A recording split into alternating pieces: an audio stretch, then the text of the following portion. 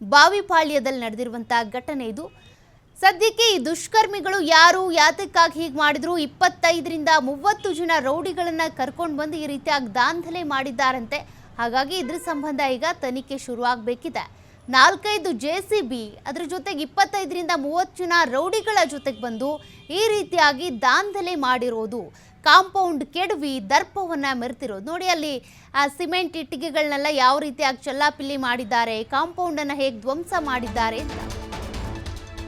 ಸುಂದರ ರಾಮಾರೆಡ್ಡಿ, ಅನುಶ್ರೀ ಅಮ್ಮ ಇವರಿಗೆ ಸೇರಿದಂತ ಜಾಗ ಇದು.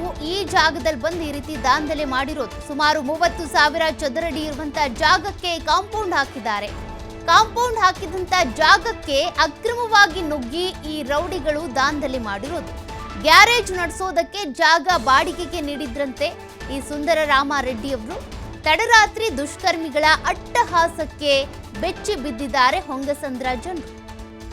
ಯಾಕೆಂದ್ರೆ ಒಬ್ರೋ ಇಬ್ರೋ 10-20 ಜನ ಅಲ್ಲ, 20-30 ಜನ ರೌಡಿಗಳು, ಅವ್ರ ಜೊತೆಗೆ ಈ ದುಷ್ಕರ್ಮಿಗಳು, ಇವರೆಲ್ಲರೂ ಸೇರಿ ಒಟ್ಟಾಗಿ ಬಂದು ಈ ರೀತಿಯಾಗಿ ಅಟ್ಟಹಾಸ ಮೆರೆದಿರೋದು. ಹಾಗಾಗಿ ಇಡೀ ಹೊಂಗಸಂದ್ರದ ಜನರೇ ಪಾಪ ಬೆಚ್ಚಿ ಬಿದ್ದುಬಿಟ್ಟಿದ್ದಾರೆ. ಏನು ಈ ರೀತಿಯಾಗಿ ದುಷ್ಕರ್ಮಿಗಳು ನಡ್ಕೊಳ್ತಾ ಇದ್ದಾರೆ, ಹಾಗಾದರೆ ಮನುಷ್ಯರಿಗೆ ಬೆಲೆನೇ ಇಲ್ವಾ, ಕಾನೂನು ಇಲ್ವಾ ಅನ್ನುವಂಥ ಪ್ರಶ್ನೆ ಸಹಜವಾಗಿಯೇ ಮೂಡುತ್ತೆ. ಯಾವ ರೀತಿಯಾಗಿ ನೋಡಿ ಅಲ್ಲಿ ಕಾಂಪೌಂಡ್ ಧ್ವಂಸ ಮಾಡಿದ್ದಾರೆ, ಅಲ್ಲಿರುವಂಥ ಆ ಒಂದು ಕಾಮಗಾರಿಗೆ ಬೇಕಾಗಿರುವಂಥ ವಸ್ತುಗಳೆಲ್ಲವನ್ನು ಏನು ಸಂಗ್ರಹಣೆ ಮಾಡಿ ಇಟ್ಕೊಂಡಿದ್ದಾರೆ ಅವೆಲ್ಲವನ್ನು ಕೂಡ ಧ್ವಂಸ ಮಾಡಿದಂಥ ದೃಶ್ಯಗಳನ್ನು ನೀವು ಗಮನಿಸ್ತಾ ಇದ್ದೀರಾ. और लगभग रात को ये 12:25 में ये लोग आए, 15-20 आदमी थे। एक मेरे को अटैक किया इन्होंने और मेरे मुँह छीन लिया और मेरे को हाथ वगैरह लग गए ये लोग मेरे पे, और थोड़ा मेरे कमर में और मेरे हाथ में है थोड़ा दर्द बहुत है अभी भी। और रात को भी कम से कम 4 गाड़ी इनका वो आया, जीपी से आया, वो लोग सब सो गए, सब चले गए। और सामान जिससे था वो भी फिर रात को कौन उठा के लेकर, लोग सब उठा के लेके, सामान था यहाँ पर बहुत ज़्यादा, सब उठा के लेके चले गए।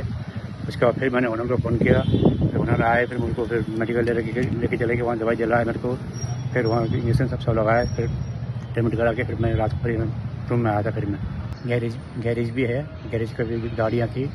और लगभग रात को ये 12:25 में ये लोग आए, 15-20 आदमी थे। ಎಸ್ ನೋಡಿ, ಹೊಂಗಸಂದ್ರದಲ್ಲಿ ನಡೆದಂಥ ಘಟನೆಯ ದೃಶ್ಯಗಳನ್ನು ನೀವು ಗಮನಿಸ್ತಾ ಇದ್ದೀರಾ. ತಡರಾತ್ರಿಯ ಸಂದರ್ಭದಲ್ಲಿ ದುಷ್ಕರ್ಮಿಗಳು ಈ ರೀತಿಯಾಗಿ ಅಟ್ಟಹಾಸವನ್ನ ಮೆರೆದಿರೋದು. ಗ್ಯಾರೇಜ್ ನಡೆಸೋದಕ್ಕೆ ಜಾಗವನ್ನ ಬಾಡಿಗೆಗೆ ನೀಡಿದ್ರಂತೆ ಸುಂದರ ರಾಮಾರೆಡ್ಡಿ ಅವರು. ಇಲ್ಲಿ ಕಾಂಪೌಂಡ್ ಕೂಡ ಹಾಕೊಂಡಿದ್ದಾರೆ. ಆ ಕಾಂಪೌಂಡ್ ಅನ್ನ ಧ್ವಂಸಗೊಳಿಸಿದ್ದಾರೆ. 25ರಿಂದ 30 ಜನ ರೌಡಿಗಳನ್ನ ಕರ್ಕೊಂಡು ಬಂದು, ಅಷ್ಟೇ ಅಲ್ಲ 4-5 JCB ತೆಗೆದುಕೊಂಡು ಬಂದು ಕಾಂಪೌಂಡ್ ಅನ್ನ ಕೆಡವಿ ಇಲ್ಲಿ ಬೆದರಿಕೆ ಹಾಕಿದ್ದಾರಂತೆ. ಮತ್ತಷ್ಟು ಡೀಟೇಲ್ಸ್ ಕೊಡ್ತಾರೆ ಪ್ರತಿನಿಧಿ ಸಂತೋಷ್ ಪಟೇಲ್. ನಿಜಕ್ಕೂ ಕೂಡ ಈ ಪ್ರಕರಣದ ಡೀಟೇಲ್ಸ್ ಏನು, ಮತ್ತೆ ಸುಂದರ ರಾಮಾರೆಡ್ಡಿ ಅವರು ಕಾಂಪೌಂಡ್ ಹಾಕೊಂಡ್ರೆ ಈ ದುಷ್ಕರ್ಮಿಗಳು ಬಂದಿಲ್ಲಿ ಗಲಾಟೆ ಮಾಡೋದಕ್ಕೆ ಕಾರಣ ಏನು ಅಂತ? ಏನು ನಿನ್ನೆ ಮೊನ್ನೆ ಕಾಂಪೌಂಡ್ ಹಾಕಿರೋದಂತಲ್ಲ, ಸುಮಾರು 25-30 ವರ್ಷಗಳಿಂದ ಕೂಡ ಕಾಂಪೌಂಡ್ ಅಲ್ಲೇ ಇರುವಂತದ್ದು. ಏನು ಸುಂದರ ರಾಮರೆಡ್ಡಿ ಮತ್ತು ಅನುಶ್ರಮ್ಮ ಏನಿದ್ರೆ ಅವ್ರಿಗೆ ಸೇರಿರುವಂತ ಜಾಗ ಇದು. ಸೊ ನಿನ್ನೆ ಏಕಾಏಕಿಯಾಗಿ ಬಂದಂತ ಸುಮಾರು 25ರಿಂದ 30 ಜನಕ್ಕೂ ಅಧಿಕ ಮಂದಿ ದುಷ್ಕರ್ಮಿಗಳು ಬಂದು ಬರ್ತಾರೆ, JCBಗಳನ್ನು ತರ್ತಾರೆ, ಏಕಾಏಕಿ ಬಂದು ನುಗ್ಗಿ ಅದನ್ನು ಸಂಪೂರ್ಣವಾಗಿ ಒಡೆದಾಕಿ ಗಲಾಟೆಯನ್ನ ಮಾಡಿ ಅಲ್ಲಿದ್ದಂತ ಸೆಕ್ಯೂರಿಟಿ ಮೇಲೆ ಅಸಾಲ್ಟ್ ಅನ್ನ ಮಾಡ್ತಾರೆ. ಆತನ ಅಲ್ಲಿ ಕೈಕಾಲನ್ನ ಕಟ್ಟಾಕ್ತಾರೆ ಅಂತಾನು ಕೂಡ ಆರೋಪ ಮಾಡಿರುವಂತದ್ದು. ಆತನಿಗೆ ಏನಾದ್ರು ಹೊಡೆದ್ ಬಿಟ್ರೆ ಹೋಗಿ ಅವ್ರ ಓನರ್ಸ್ಗೆ ಫೋನ್ ಮಾಡಿ ಹೇಳುವಂತ ಸಾಧ್ಯತೆಗಳಿರುತ್ತೆ ಅನ್ನೋ ಕಾರಣಕ್ಕಾಗಿ ಆತನ ಮೇಲೆ ಕೂಡ ಹಲ್ಲೆಯನ್ನ ಮಾಡಿ ಆತನನ್ನ ಅಲ್ಲೇ ಬಲವಂತವಾಗಿ ಇರಿಸಿಕೊಳ್ಳಲಾಗುತ್ತೆ. ಇದಾದ ಬಳಿಕ ಸಂಪೂರ್ಣವಾಗಿ ಎಲ್ಲವನ್ನೂ ಕೂಡ ಒಡೆದಾಕಿ ದಾಂಧಲೆಯನ್ನ ಮಾಡಿ ಸುಮಾರು 25ರಿಂದ 30 ಜನ ದುಷ್ಕರ್ಮಿಗಳು, ರೌಡಿ ಶೀಟರ್ಗಳು ಎಲ್ಲರೂ ಕೂಡ ಬಂದಿದ್ರು ಅನ್ನೋ ಆರೋಪಗಳು ಕೇಳಿ ಬರ್ತಾ ಇರುವಂತದ್ದು. ಎಲ್ಲ ಒಂದ್ ಕಡೆ ಬೆಂಗಳೂರನ್ನ ನಾವು ನೋಡ್ತಾ ಹೋದ್ರೆ ದಿನೇ ಭೂಗಳ್ಳರ ಹಾವಳಿ ಹೆಚ್ಚಾಗ್ತಾ ಇದೆ. ಸೊ ಈಗ ರಾತಾರಾತ್ರಿ 30ಕ್ಕೂ ಹೆಚ್ಚು ಜನ, 4-5 JCBಗಳು ಬಂದು ಇಷ್ಟು ದೊಡ್ಡ ಮಟ್ಟದಾಗಿ ಎಲ್ಲವನ್ನೂ ಕೂಡ ದಾಂಧಲೆ ಮಾಡಿ ಹೋದ್ರು ಕೂಡ ಪೊಲೀಸ್ ವ್ಯವಸ್ಥೆ ಏನ್ ಮಾಡ್ತಾ ಇದೆ ಅನ್ನೋದಿಲ್ಲಿ ಮೊದಲನೇ ಪ್ರಶ್ನೆ. ಯಾಕಂತ ಹೇಳಿದ್ರೆ ಬೀಟ್ ವ್ಯವಸ್ಥೆಯಲ್ಲಿ ಇದ್ದಾಗ ಯಾವುದೇ ಇಂಥ ದೊಡ್ಡ ಇನ್ಸಿಡೆಂಟ್ ಗಳಾಗ್ತಿದೆ ಅಂದ್ರೆ ಖಂಡಿತವಾಗಿಯೂ ಪೊಲೀಸರಿಗೆ ಗೊತ್ತಾಗ್ಲೇಬೇಕು. ಇದಕ್ಕೋಸ್ಕರ ವೈಸಲನ್ನ ರಾತ್ರಿಯ ಬೀಟ್ ವ್ಯವಸ್ಥೆಯನ್ನು ನಾವು ಹೆಚ್ಚಿಗೆ ಮಾಡಿದೀವಿ ಅಂತ ಇಲಾಖೆಯಿಂದ ಹೇಳ್ತಾರೆ. ಆದ್ರೆ ಯಾವ ಹಂತದಲ್ಲೂ ಅದು ಕಂಡು ಬರ್ತಾ ಇಲ್ಲ. ಈ ತರದ ಮೇಲಿಂದ ಮೇಲೆ ಆಗ್ತಾ ಇರುವಂತದ್ದು. ಅಷ್ಟು ಜನ ಬರ್ತಾರೆ, ಸುಮಾರು 25-30 ಸ್ಕ್ವೇರ್ ಫೀಟ್ ಹಾಕಿರುವಂತ ಕಾಂಪೌಂಡ್ ಅನ್ನು ಹೊಡೆಯುವಂಥದ್ದು, ಮೆಸ್ಗಳನ್ನು ತೆಗೆಯುವಂಥದ್ದು, ಕಿರ್ಚಾಡುವಂಥದ್ದು, ಸೆಕ್ಯೂರಿಟಿಗೆ ಹಲ್ಲೆಯನ್ನ ಮಾಡುವಂಥದ್ದು, ಇಷ್ಟೆಲ್ಲ ಆದ್ರೂ ಕೂಡ ಹೊಯ್ಸಳಕ್ಕೆ ಗೊತ್ತಾಗೋದಿಲ್ಲ. ಆ ಸೆಕ್ಯೂರಿಟಿ ಏನು ದುಷ್ಕರ್ಮಗಳನ್ನು ತಪ್ಪಿಸ್ಕೊಂಡ್ಬಂದು ಅವರ ಮಾಲೀಕರಿಗೆ ಫೋನ್ ಮಾಡಿದ ಬಳಿಕ ಸೊ ಅವ್ರ ಮಾಲೀಕರು 112ಗೆ ಹೇಳಿದ ನಂತರ ಬರ್ತಾರಂತ. ಇಲ್ಲ ಒಂದ್ ಕಡೆ ಇದನ್ನ ನೋಡಿದಾಗ ಪೊಲೀಸರೇ ಇವ್ರ ಜೊತೆ ಕೈ ಜೋಡಿಸಿದಾರ ಅಂತ ಆರೋಪಗಳು ಕೂಡ ಕೇಳಿ ಬರ್ತಾ ಇರುವಂತದ್ದು, ಅನುಮಾನಗಳು ಇರುವಂತದ್ದು. ಯಾಕೆಂದ್ರೆ ದೊಡ್ಡ ಮಟ್ಟದಲ್ಲಿ ಗಲಾಟೆ ಆಗುತ್ತೆ. ಅದೇನೋ 4 ಗೋಡೆ ಮಧ್ಯೆ ಆಗುವಂತಹ ಗಲಾಟೆ ಅಲ್ಲ, ಮನೆ ಒಳಗಡೆ ಕಿತ್ತಾಡ್ಕೊಂಡಿರುವಂತ ಜಗಳ ಅಲ್ಲ. ಆದ್ರೆ ಓಪನ್ ಆಗಿ ಒಂದು ಪಬ್ಲಿಕ್ ಪ್ರಾಪರ್ಟಿಯನ್ನ ಈ ರೀತಿಯಾಗಿ ಇವರು ಹಾಳು ಮಾಡ್ತಾ ಇರುವಂತ ಸಂದರ್ಭದಲ್ಲಿ ಅಟ್ಲೀಸ್ಟ್ ಪೊಲೀಸರು ಅದನ್ನ ತಡಿಬಹುದಿತ್ತು, ಇಲ್ಲ ರಾತ್ರಿ ಯಾಕೆ ಹೊಡಿಲಿಕ್ಕೆ ಬಂದಿದ್ದಾರೆ ಅಂತ ಅದನ್ನ ಪ್ರಶ್ನೆ ಮಾಡಬಹುದಿತ್ತು. ಕೊನೆ ಪಕ್ಷ ಅಲ್ಲಿ ಕೆಲ್ಸಕ್ಕಿದ್ದಂತ ಸೆಕ್ಯೂರಿಟಿಯ ಮೇಲೆ ಹಲ್ಲೆ ಮಾಡುವಂತ ಸಂದರ್ಭದಲ್ಲಿ ಆತನಿಗಾರು ಒಂದು ರಕ್ಷಣೆಯನ್ನು ಕೊಡ್ಬೋದಿತ್ತು. ಸೊ ಇದ್ಯಾವುದನ್ನು ಕೂಡ ಇವರು ಮಾಡಿಲ್ಲ. ಹೀಗಾಗಿ ಪೊಲೀಸರ ಮೇಲೆ ಸಾಕಷ್ಟು ಮೂಡ್ತಾ ಇರುವಂತದ್ದು.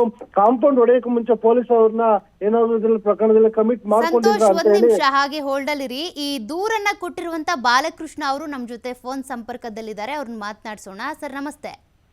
ನಮಸ್ತೆ ಸರ್, ಈ ಪ್ರಕರಣಕ್ಕೆ ಸಂಬಂಧಪಟ್ಟಂತೆ ನಾವು ಕೂಡ ಈಗ ಡೀಟೇಲ್ಸ್ ಕಲೆಕ್ಟ್ ಮಾಡ್ಕೊಳ್ತಾ ಇದ್ವಿ. ಈ ಸುಂದರ ರಾಮರೆಡ್ಡಿ ಮತ್ತು ಅನುಶ್ರೀ ಅಮ್ಮ ಅವರಿಗೆ ಸೇರಿದಂತ ಈ ಒಂದು ಜಾಗದ ಮೇಲೆ ಈ ದುಷ್ಕರ್ಮಿಗಳಿಗೆ ಕಣ್ಣು ಯಾಕೆ? 25ರಿಂದ 30 ಜನ ರೌಡಿಗಳು ಬರ್ತಾರೆ, JCB ಸಮೇತ ಬಂದು ದಾಂಧಲೆ ಮಾಡ್ತಾರೆ, ಕಾಂಪೌಂಡ್ ಕೆಡುತ್ತಾರೆ ಅಂದ್ರೆ ಪೊಲೀಸರಿಗೆ ಈ ಮಾಹಿತಿ ಹೋಗೇ ಇಲ್ವಾ? ಪೊಲೀಸರು ಯಾಕೆ ಕ್ರಮ ತೆಗೆದುಕೊಳ್ತಾ ಇಲ್ಲ? ಅವರು ಅದು ಮಧ್ಯರಾತ್ರಿ ಆಗಿರುವಂತ ಘಟನೆ, ಹಾಗಾಗಿ ಮತ್ತೆ ಅದು ಮಾಹಿತಿ ಹೋಗ್ಬೇಕಾದ್ರೆ ನಮ್ಮ ಸೆಕ್ಯೂರಿಟಿ ಅಲ್ಲಿ ಇದ್ರು ಕೂಡ ಸೆಕ್ಯೂರಿಟಿ ಅವ್ರನ್ನ ಅವರು ಒಂದು 15-20 ಜನ ಗೂಂಡಾಗಳು ಅವರನ್ನ ಲಾಕ್ ಮಾಡಿದ್ರು. ಅವ್ರ ಹತ್ರ ಮೊಬೈಲ್ ಎಲ್ಲ ಕಸಿದ್ಕೊಂಡು ಯಾವುದೇ ರೀತಿಯ ಡಿಸ್ಟರ್ಬ್ ಆಗಿದ್ರೆ ಮಧ್ಯರಾತ್ರಿಯಲ್ಲಿ ಸುತ್ತಮುತ್ತ ಎಲ್ಲ ಸೈಲೆಂಟ್ ಆಗಿರೋದಲ್ಲ, ನಿದ್ದೆ ಮಾಡುವಂತ ಸಮಯ. ಆನಂತರ ನಮ್ಮ ಸೆಕ್ಯೂರಿಟಿ ಹೇಗೋ ತಪ್ಪಿಸ್ಕೊಂಡು ಅವನ ಅಲ್ಲಿಂದ ನನಗೆ ಕಾಲ್ ಮಾಡಿದಾಗ ನಾನು 112 ಕಾಲ್ ಮಾಡಿ ಪೊಲೀಸರು ತಿಳಿಸಿದಾಗ ಅವರು ಒಂದು 15 ನಿಮಿಷದಲ್ಲಿ ಅಲ್ಲಿಗೆ ಬಂದ್ರು. ಹೊಯ್ಸಳದವರು ಅಲ್ಲಿಗೆ ಬಂದ್ರು. ನಂತರ ಬರೋಷ್ಟರಲ್ಲಿ ಎಲ್ಲ ಅವರೆಲ್ಲ ಕೆಡವಿ ಎಲ್ಲ ಡ್ಯಾಮೇಜ್ ಎಲ್ಲ ಮಾಡಿ ಅವರು ಹೊರಟೋಗಿತ್ತು. ಎಲ್ಲ JCBಗಳು ಎಲ್ಲ ರೌಡಿಗಳೆಲ್ಲ ಹೊರಟೋಗಿದ್ರು. ಅಲ್ಲ ಸರ್, ಆದ್ರೆ ಈಗ ಅಷ್ಟು ಓಪನ್ ಫೀಲ್ಡ್ ಅಲ್ಲಿ ಇಷ್ಟು ದೊಡ್ಡ ಮಟ್ಟದಲ್ಲಿ ಆಗಿರೋ ಘಟನೆ ಇದು, ಯಾರು ಕ್ರಮ ತೆಗೆದುಕೊಳ್ಳಲ್ವಾ? ಈಗಾಗಲೇ ಬೆಂಗಳೂರಿನಲ್ಲಿ ಅತಿ ಹೆಚ್ಚು ಭೂಗಳರು ಹೆಚ್ಚಾಗ್ತಾನೆ ಇದ್ದಾರೆ, ಅವ್ರ ಹಾವಳಿ ಹೆಚ್ಚಾಗ್ತಿದೆ. ಈ ರೀತಿ ಆದ್ರೆ ಜನಸಾಮಾನ್ಯರ ಕತೆ ಏನು ಅಂತ ಈಗ ಆಲ್ರೆಡಿ ನಾವು ಪೊಲೀಸ್ ಇನ್ಸ್ಪೆಕ್ಟರ್ ಸಾಹೇಬರನ್ನ ಭೇಟಿ ಮಾಡಿದ್ವಿ ಬೊಮ್ಮನಹಳ್ಳಿ ಸ್ಟೇಷನ್ ಅಲ್ಲಿ. ಅವ್ರ ಗಮನಕ್ಕೆ ತಂದಿದ್ವಿ. ಅವರು ಸಹ ಕೇಳಿದ್ರು, ಮಧ್ಯರಾತ್ರಿ ನೀವು ನಮಗೆ ಫೋನ್ ಮಾಡಬಹುದಾಗಿತ್ತಲ್ಲ ಅಂತ ಹೇಳಿ. ಅದಕ್ಕೆ 112 ಡಯಲ್ ಮಾಡಿ ಪೊಲೀಸರು ಮಾಹಿತಿ ಕೊಡ್ತೀವಿ ಸರ್ ಅಂತ ಹೇಳಿದ್ವಿ ಅವರಿಗೆ. ಆಯ್ತು, ಈಗ ನೀವು ಕಂಪ್ಲೇಂಟ್ ಕೊಡಿ, ನಾವು FIR ಮಾಡ್ತೀವಿ, ಮತ್ತೆ ಸೂಕ್ತ ಕ್ರಮ ಕೈಗೊಳ್ತೀವಿ ಅಂತ ಹೇಳಿದಾರೆ. ಇವಾಗ ಕಂಪ್ಲೇಂಟ್ ದಾಖಲಾಗಿದೆ, ಈಗ ದಾಖಲು ಮಾಡ್ತಿದೀವಿ ಅಮ್ಮ. ಈಗ ಇಲ್ಲೇ ಸ್ಟೇಷನ್ ಇದೀವಿ. ಸರ್ ಹತ್ರ ಮಾತಾಡಿದ್ವಿ, ಈಗ ಇನ್ಸ್ಪೆಕ್ಟರ್ ಸರ್ ಹತ್ರ. ಅವ್ರ ಹತ್ರ ಹೇಳಿದ ತಕ್ಷಣ ಅವರೆಲ್ಲ ಸೂಕ್ತ ಕ್ರಮ ಏನು ತಗೊಳ್ತಾ ಇದ್ದಾರೆ. Okay, thank you sir TV5 ಜೊತೆ ಮಾತನಾಡಿದ್ದಕ್ಕೆ. ಸಂತೋಷ್ ಲೈನ್ನಲ್ಲಿದ್ರು. ಓಕೆ ನೋಡಿ, ಈಗಾಗಲೇ ಇದಕ್ಕೆ ಸಂಬಂಧಪಟ್ಟಂತೆ ಕಂಪ್ಲೇಂಟ್ ಕೊಡೋದಕ್ಕೆ ಅಂತ ದೂರುದಾರ ಬಾಲಕೃಷ್ಣ ಏನಿದ್ದಾರೆ ಅವರು ಹೋಗಿದ್ದಾರೆ ಅಂತಂದ್ರೆ ಈಗ ಸದ್ಯಕ್ಕೆ ಈಗ ಮೀಡಿಯಾಗಳಲ್ಲಿ ಸೋಷಿಯಲ್ ಮೀಡಿಯಾದಲ್ಲಿ ವೈರಲ್ ಆಗ್ತಾ ಇರುವಂಥ ವಿಡಿಯೋ ನೋಡಿ ನೆಟ್ಟಿಗರು ಆಕ್ರೋಶ ಹೊರಹಾಕ್ತಿದ್ದಾರೆ, ಜನಸಾಮಾನ್ಯರು ಪ್ರಶ್ನೆ ಮಾಡ್ತಿದ್ದಾರೆ. ಈ ಭೂಗಳ್ಳರ ಹಾವಳಿಗೆ ನೀವು ಯಾವಾಗ ಕಡಿವಾಣ ಹಾಕ್ತೀರಾ ಅನ್ನುವಂಥ ಪ್ರಶ್ನೆ ರೈಸ್ ಆಗ್ತಾ ಇದೆ. ಸಹಜವಾಗಿಯೇ ನೋಡಿ, ಓಪನ್ ಫೀಲ್ಡಲ್ಲಿ ಆ ರೀತಿಯಾಗಿ ಕಾಮಗಾರಿಗೆ ಬೇಕಾಗಿರುವಂಥ ವಸ್ತುಗಳನ್ನ ಅಲ್ಲಿ ಇಟ್ಕೊಂಡಿದ್ದಾರೆ. ಸಿಮೆಂಟ್ ಇಟ್ಟಿಗೆಗಳಿರ್ಬೋದು, ಮರಳು, ಮಣ್ಣು ಅದೆಲ್ಲವನ್ನು ದಾಂಧಲೆ ಮಾಡಿದ್ದಾರೆ. 4 JCBಗಳ ಜೊತೆ 25ರಿಂದ 30 ಜನ ರೌಡಿಗಳ ಜೊತೆಗೆ ಬಂದು ಈ ರೀತಿ ದಾಂಧಲೆ ಮಾಡ್ತಾ ಇದ್ದಾರೆ ಅಂದರೆ ಅವರವರ ಜಮೀನನ್ನು, ಅವರವರ ಸೈಟನ್ನು, ಅವರವ್ರ ಜಾಗವನ್ನು ಕೂಡ ಜನರು ಸೇಫಾಗಿ ನೋಡ್ಕೊಳ್ಳೋದಕ್ಕೆ ಆಗ್ತಾ ಇಲ್ಲ ಅಂದರೆ ಕಾನೂನು ಎಲ್ಲಿಗೆ ಬಂತು? ಯಾವ ರೀತಿ ವ್ಯವಸ್ಥೆಯಲ್ಲಿ ನಾವು ಬದುಕ್ತಾ ಇದ್ದೀವಿ ಅನ್ನುವಂಥ ಪ್ರಶ್ನೆ ಸಹಜವಾಗಿಯೇ ರೈಸ್ ಆಗ್ತಾ ಇದೆ. ಹಾಗಾಗಿ ಇದಕ್ಕೆ ಸಂಬಂಧಪಟ್ಟಂತೆ ಈಗಾಗಲೇ ಸುಂದರ ರಾಮರೆಡ್ಡಿ ಮತ್ತು ಅನುಶ್ರೀ ಅಮ್ಮ ಏನಿದ್ದಾರೆ ಅವರಿಗೆ ಸೇರಿದಂಥ ಜಾಗ ಇದು ಆಗಿರೋದ್ರಿಂದ ಪೊಲೀಸರು ಯಾವ ರೀತಿಯಾಗಿ ಇದನ್ನ ಕಂಪ್ಲೇಂಟ್ ತೆಗೆದುಕೊಂಡು ಕ್ರಮ ತೆಗೆದುಕೊಳ್ತಾರೆ ಅದು ಪ್ರಶ್ನೆ ಆಗಿದೆ. ನಮ್ಮ ಜೊತೆಗೆ ಮಾತನಾಡೋದಕ್ಕೆ ಅಂತ ವಕೀಲರು ದಿಲೀಪ್ ಕುಮಾರ್ ಅವರಿದ್ದಾರೆ. ಸರ್ ನಮಸ್ತೆ. ನಮಸ್ಕಾರಮ್ಮ. ಸರ್, ಇತ್ತೀಚೆಗೆ ಈ ಬೆಂಗಳೂರಲ್ಲಿ ಭೂಗಳ್ಳರ ಹಾವಳಿ ಹೆಚ್ಚಾಗ್ತಾ ಇದೆ. ಅಲ್ಲಿ ಹೋದ್ರು ಇಲ್ಲಿ ಹೋದ್ರು ಆ ಭೂಗಳ್ಳತನಕ್ಕೆ ಅಂತೇಳಿ ದಾಂಧಲೆ ಮಾಡೋದು, ದರೋಡೆ ಮಾಡೋದು, ಜೊತೆಗೆ ಅಟ್ಟಹಾಸ ಮೆರಿತಾ ಇರುವಂಥ ಪ್ರಕರಣಗಳು ಹೆಚ್ಚಾಗ್ತಿವೆ. ಇದಕ್ಕೆ ಪೊಲೀಸರು ಯಾವ ರೀತಿಯ ಕ್ರಮ ತೆಗೆದುಕೊಳ್ಬಹುದು ಅಂತ, ಕಂಪ್ಲೇಂಟ್ ಕೊಟ್ಟ ಮೇಲೂ ನಿರ್ಲಕ್ಷ್ಯ ವಹಿಸಿದ್ರೆ ಸಾರ್ವಜನಿಕರು ಅದಕ್ಕೆ ಏನ್ ಮಾಡ್ಬೇಕಾಗುತ್ತೆ ಅಂತ? ನೋಡಿ, ಈ ಕಾನೂನು ಸುವ್ಯವಸ್ಥೆ ಅಂತಂದ್ರೆ ಯಾವಾಗ ಅಧಿಕಾರಿಗಳು ಮತ್ತೆ ರಾಜಕಾರಣಿಗಳು ಈ ಭೂಗಳ್ಳರ ಜೊತೆ ಕೈ ಸೇರ್ತಾರೆ, ಸೊ ಅಂತ ಸಂದರ್ಭದಲ್ಲಿ ಕೂಡ ಏನೇ ಅನ್ಯಾಯ ಆದ್ರೂ ಅವರು ಕಣ್ಣು ಮುಚ್ಕೊಂಡು ಕೂತ್ಕೊಂಡಿರ್ತಾರೆ.